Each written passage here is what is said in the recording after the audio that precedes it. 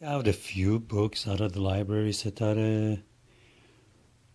Just wanted you to be familiar with some of the composers and musicians and artists I like. Of course, I couldn't find everything I like, so I just picked a handful. And like this is Johann Sebastian Bach. He's one of my favorite composers. See right there, B-A-C-H. And you will get to listen to his music later on whenever you're ready for it. I and your dad worked at a bar. There was a jazz lounge, and every once in a while, when I got tired of the CDs and music we played, I'd play some of the musicians like John Coltrane for myself.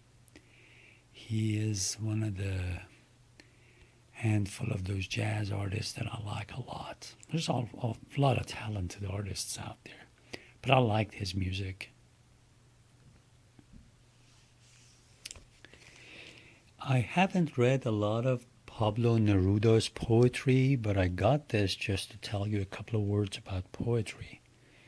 Poetry, like great art and great literature, just like great music and great works of art, great painting, can really, really touch our souls and heart like no other thing. It just makes our hearts and soul chime with the song of the universe.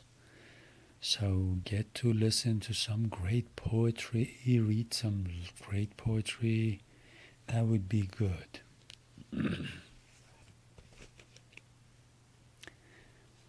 Like, you already know how much I love the Persian poets, Rumi and Hafiz and Sadi. The first book I wanted you to smell, because you were 1 day old, barely a day old, was a book about Maulana Rumi. But, oh, look, these are some of the women I've admired, great human beings. That's Susan B. Anthony. I didn't have the other books, so wasn't able to check those out. But there's a group of women that fought for women's rights, and also there were a lot of them that fought to give rights to other people who could not fully enjoy their rights back then. So I always like the company of great people. We have to deal with people we deal with, sometimes good, sometimes not so good. But luckily we have these things called book.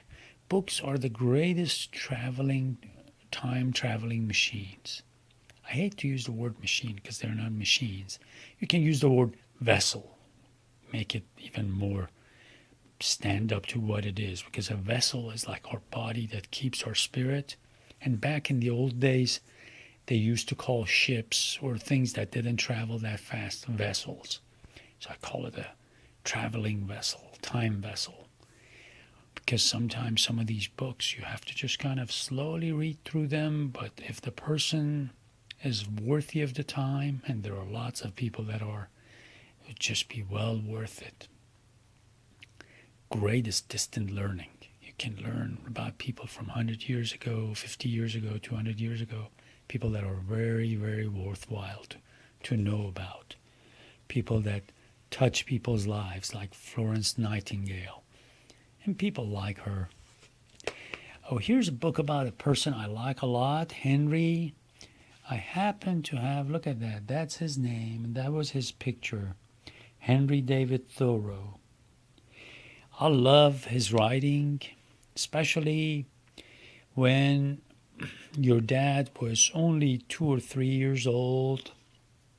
I had these beliefs about certain things in the world, and a few years later I came across his writing and I said, wonderful. He's written so beautifully about things that I believe. I'll just let him talk about it.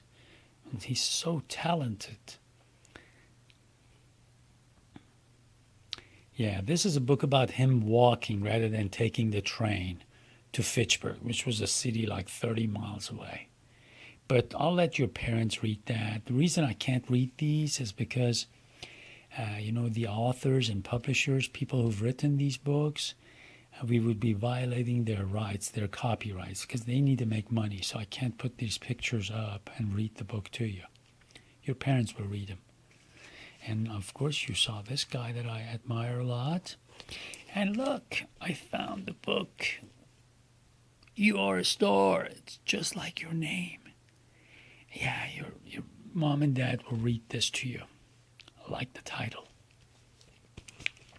And of course, a book about my favorite president, his most favorite president, Abraham Lincoln.